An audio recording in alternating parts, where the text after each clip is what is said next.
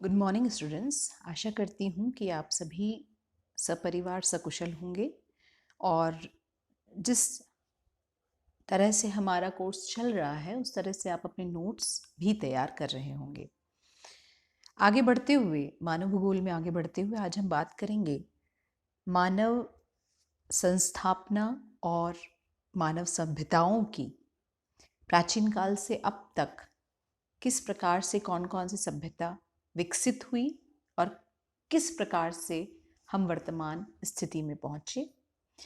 देखिए, प्रागैतिहासिक काल से प्रारंभिक काल से जब मनुष्य, हम कह सकते हैं कि जब उद्भूत हुआ था तो वन्य प्राणी था और वन्य प्राणी के रूप में ही जीवन यापन करता था। धीरे धीरे जब उसने पाषाण युग में, कृषि युग में प्रवेश किया, तब उसमें भावना विकसित हुई कि कृषि कार्य के द्वारा एक समाज की स्थापना, साथ रहने की, सुरक्षा की भावना और इस तरह से समूह का निर्माण होना शुरू हुआ। मनुष्य ने समूह में रहना शुरू किया और समूह में रहने से एक समाज और एक सभ्यता का, एक स्थान विशेष पर उस सभ्यता का, जिससे एक संस्कृति है, कुछ लोगों का समूह है, उस सभ्यता का विकास होना प्रारंभ हुआ। इन विषयों पर आज हम चर्चा करेंगे। सबसे पहले हम देखें कि सभ्यता की परिभाषा क्या है। सभ्यता का तात्पर्य आध्यात्मिक, सांस्कृतिक और वस्तुगत निर्माण सामग्री संबंधी विकास, जो कि मानव समाज से संबंधित है, जिसमें लगातार समय समय पर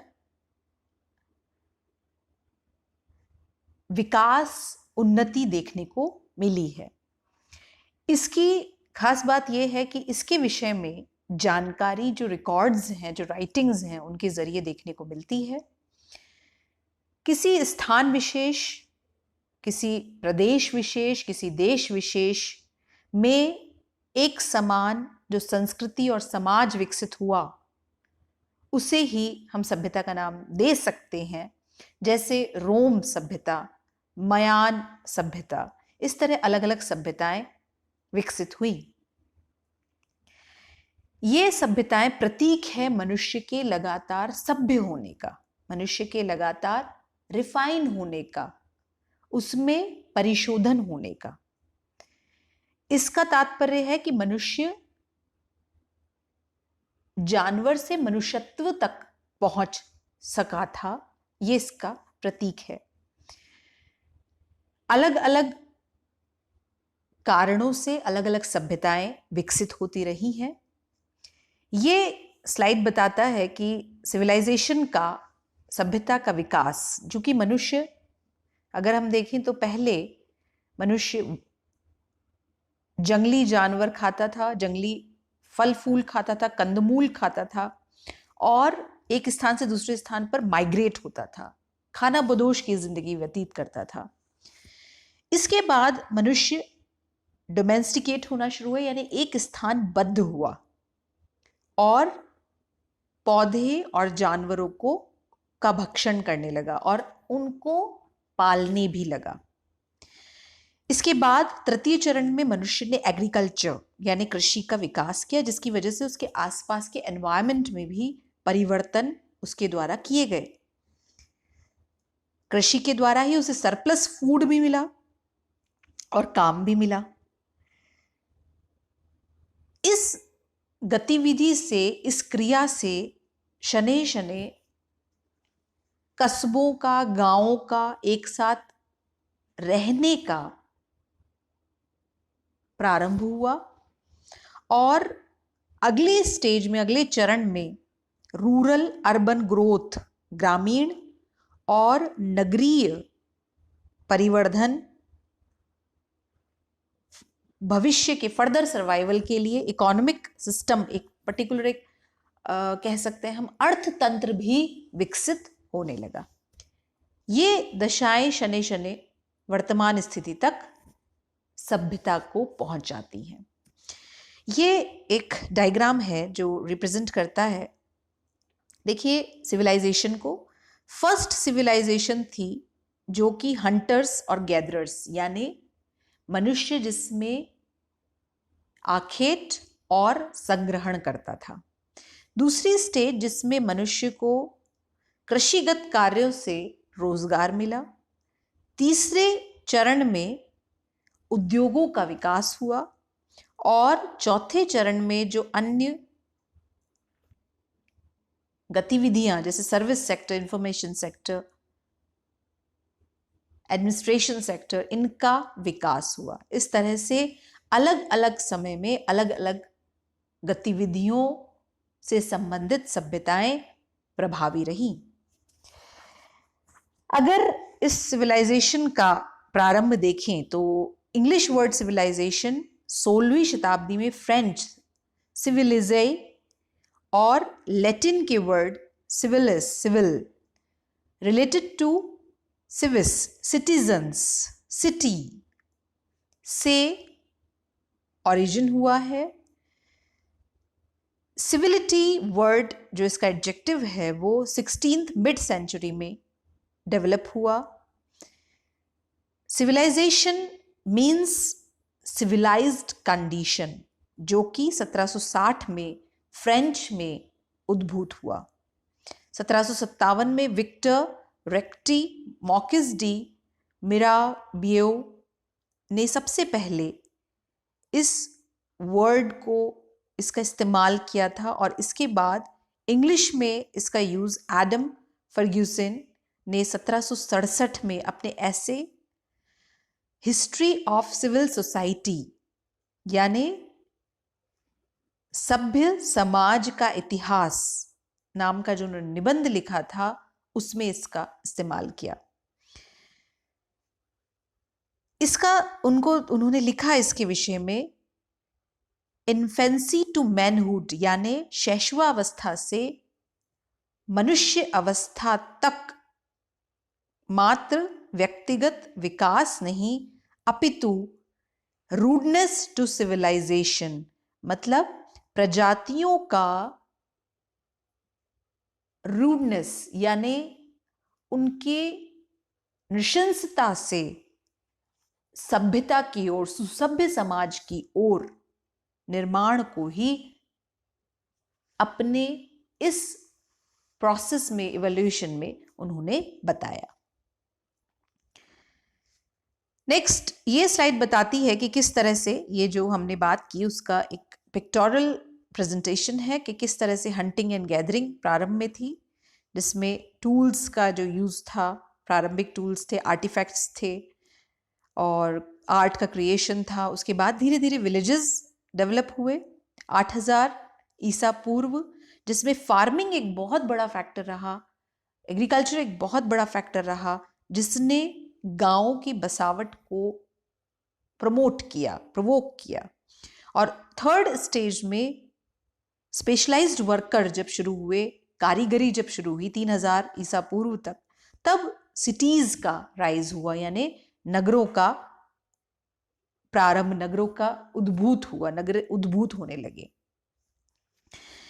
अब हम बात करते हैं पैलियोलिथिक पीपल जो हंटर और गैदर हैं, जो कि आखेटक और संग्रहण करता थे। उनको ये नहीं पता था कि भोजन को किस प्रकार से उत्पादित किया जाता है, इसीलिए वो वाइल्ड जंगली प्लांट्स पर अपने फूड के लिए आश्रित रहते थे। जंगली पेड़ पौधे, जीव जंतु उन्हीं के द्वारा अपना पेट भरते थे, भरण पोषण करते थे।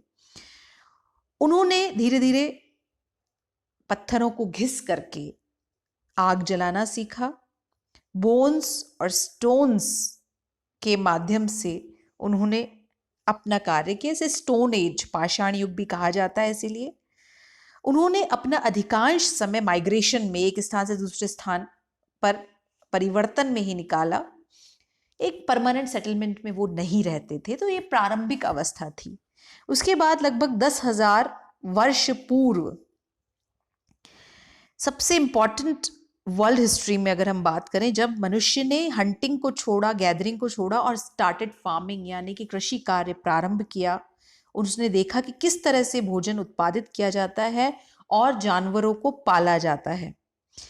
मानव शास्त्री ये मानते हैं कि यही एक पहला चेंज है जो कि मिडिल ईस्ट में हुआ था, जहां जंगली गेहूं और बाजरा बहुत अधिक मात्रा में उगाए गए और उन्होंने ही सबसे पहले पशु चारागाह को विकसित किया था।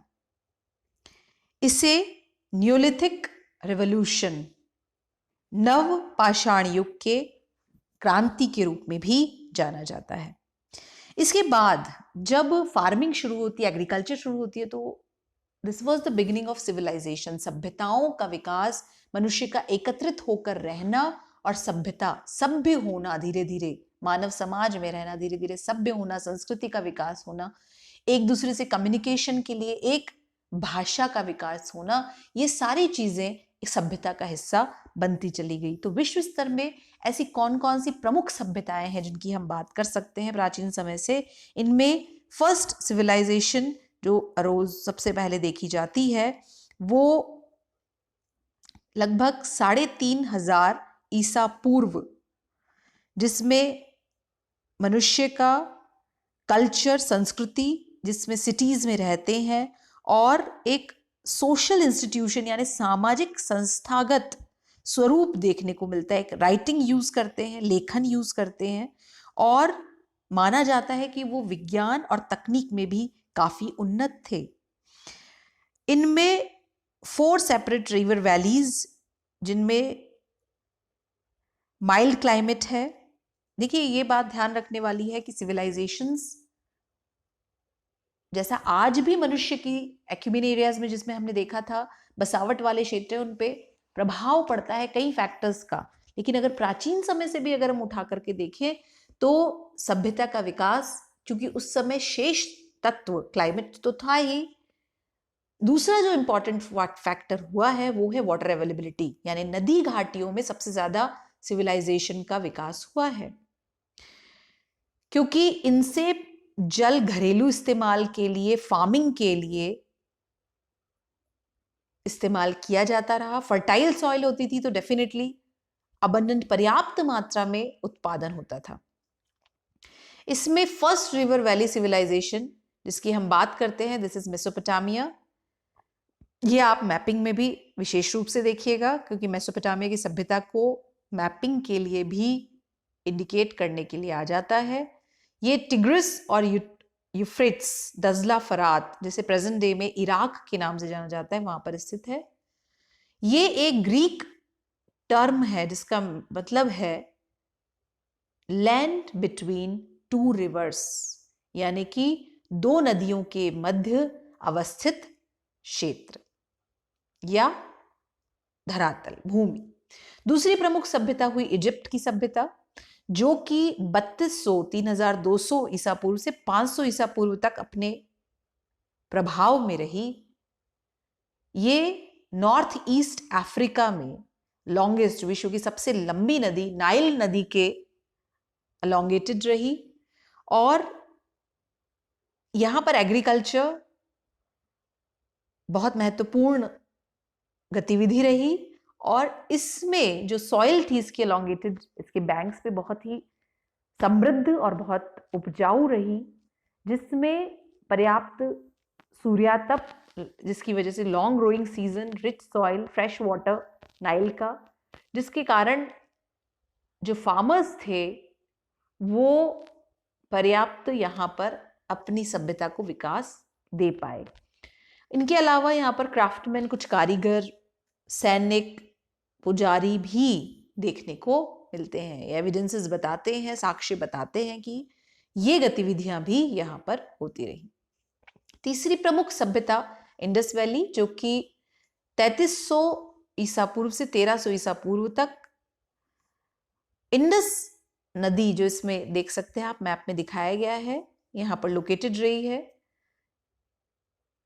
ये काफी कुछ मेसोपोटामिया और इजिप्ट, चूंकि रिच सॉइल भी है यहाँ पर और सिंधु नदी के अलोंगेटेड थी तो पर्याप्त फर्टाइल सॉइल रही है। एग्रीकल्चर यहाँ पर बाजरा, वीट, डेट्स, खजूर और वाटरमेलन्स, तरबूज की कृषि होती रही यहाँ पर। और फूड सरप्लस जो था वो हड़प्पा और मोहनजोदाड़ो, जो मेजर सिटी, लार्ज सिटीज थी, उनका यहाँ पर विकास हुआ। यहाँ पर इन दोनों ही सिटीज में जो पॉपुलेशन थी 30,000 पीपल, यानी 30,000 लोगों से ज्यादा थी, जो उस समय के हिसाब से बहुत अधिक कही जा सकती है। देखिए, जब फूड प्रोडक्शन सरप्लस में होता है तब प्रारंभ होता है ट्रेड, तब वहां से उत्पन्न होता है व्यापार। तो ये सारे फैक्टर्स सिविलाइजेशन को, सभ्यता को बताते हैं। एक और महत्वपूर्ण सभ्यता लगभग 1850 ईसा पूर्व चाइना की सभ्यता है, जो कि चाइना की फर्स्ट सिविलाइजेशन है, जो कि वांग ही येलो रिवर, पीत नदी जो है उसके फर्टाइल सॉइल के किनारे है। और नील, इंडस, मेसोपोटामिया के समान ही इसमें भी पीरियोडिक फ्लड्स आते रहे, लेकिन अपने फर्टिलिटी के कारण यहाँ पर अलग अलग प्रकार के अनाज उत्पादित होते रहे। सोयाबीन, चिकन्स, डॉग्स, पिग्स, ये मांसाहारी भी यहाँ पर एग्रीकल्चर के साथ साथ मांसाहार का भी उपभोग प्रारंभ हो चुका था। तो ये जो सिविलाइजेशंस हैं, ये सारी सिविलाइजेशन, प्रश्न इस प्रकार से आ सकता है कि प्रागैतिहासिक समय से वर्तमान तक विश्व में उद्भूत प्रमुख सभ्यताएं, मनुष्य की प्रमुख स्थापनाएं और सभ्यताएं, उन्हें प्रभावित करने वाले कारकों का विस्तार से वर्णन कीजिए या उन पर भौगोलिक लेख लिखिए। तो ये इनको मैपिंग की दृष्टि से भी कि इंडस वैली सिविलाइजेशन कहाँ पर, Mohenjodaro, Harappa, Nile river, Mesopotamia, China, तो ये सारी सिविलाइजेशन को आप इसी तरह से, जिस तरह से ये आप ध्यान रखिएगा कि जिस तरह से ये मैपिंग की गई है, ये पूरा एरिया दिखाया गया है, इसी तरह से इसको मैपिंग करनी होगी। मैपिंग का हम अलग से एक वीडियो देखेंगे, लेकिन जब आप इनको मैप कर रहे हैं तो ये बात ध्यान रखिए कि किसी भी सेंटर को बताते हैं, जैसे आप हड़प्पा दिखाएंगे तो आप एक डॉट से दिखाएंगे इस तरह से, लेकिन जब आप पूरी सभ्यता को बता रहे हैं तो एक वास्ट एरिया है, तो उसे आप इस तरह दायरे में कर उसे शेडिंग मेथड के जरिए मैप में दिखाएंगे। तो आशा करती हूँ कि आपको ये पूरा प्रेजेंटेशन समझ में आया होगा। इसे आप नोट्स बना लीजिए और मैपिंग कर लीजिए। Thank you and take care.